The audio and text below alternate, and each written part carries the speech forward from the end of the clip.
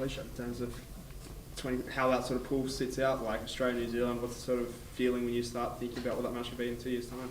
Yeah, we know the fierce rivalry between Australia and New Zealand across all of our forms of rugby. So when I saw that ball drawn out by Brett last one, I'm looking over at Dan Carter going like, oh, it's us again. But I think the appetite that game will bring to the Rugby World Cup in the pool stages will be so exciting. But it's a fierce rivalry, and you've got to beat the best to win the cup at the end of the day. And we've seen other teams slip in early rounds of the games as well too, and go on to win the cup in South Africa as well too. So anything can happen. It's a Rugby World Cup, it's exciting, and I think this is the first step in the fans getting that appetite for what's to come. You saw the energy that what happens when a successful host nation goes far in England for that 2025 Women's World Cup.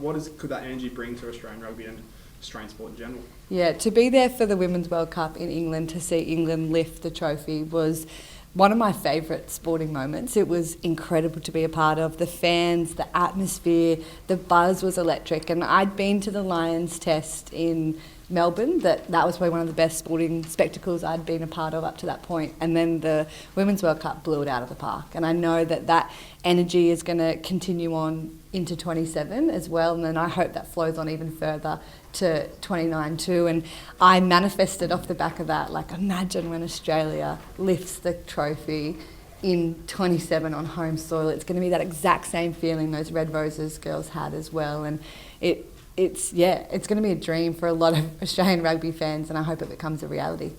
Why do you think Wallabies fans should have hope given the way the year finished? Yeah, I think we saw some absolute brilliance from the Wallabies, and you can't discredit the fact that they beat the world number one, who are going for their third straight title, history making in the Rugby World Cup. And so you have to take huge positives out of that. We have been riddled with injury. We had inconsistencies in the back of our selections towards the back end, and bled some new players and some depth, and there's going to be bumps along the road. Nothing's perfect. I look back at our Olympic gold medal win, and we drew with USA in the round games as well too. So no big success tournament comes without hiccups, and I think you look at some of the performances and the pride and passion that the Wallabies players had in that jersey and what they're fully capable when they hit their strides. I think they can be unstoppable, and having a home crowd behind them, that's a huge point. That's having a 16th man or woman on the field. Like, it's incredible what that crowd support can do for you, and I think there's so much to be hopeful about. There's so much youth in our squad as well, and over the next 2 years we'll build towards something massive and something special. Thanks, Alicia. Thanks, Thank Alicia. you. No worries. One last interview for tonight. Chris Stanley.